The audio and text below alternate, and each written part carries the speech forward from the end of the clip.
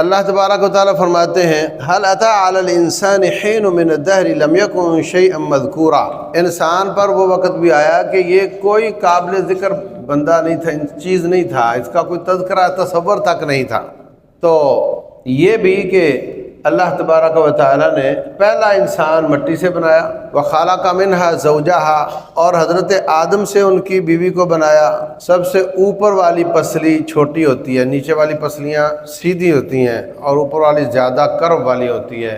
اس سے حضرت آدم علیہ السلام کی پسلیوں سے حضرت حوا کو نکالا، لیسکن الیہا، تاکہ وہ سکون حاصل کریں۔ پھر ان دونوں سے وبث منہما رجالا کثیرا ونساء، ان کے ذریعے پھر بے شمار انسانوں کو پھیلا دیا۔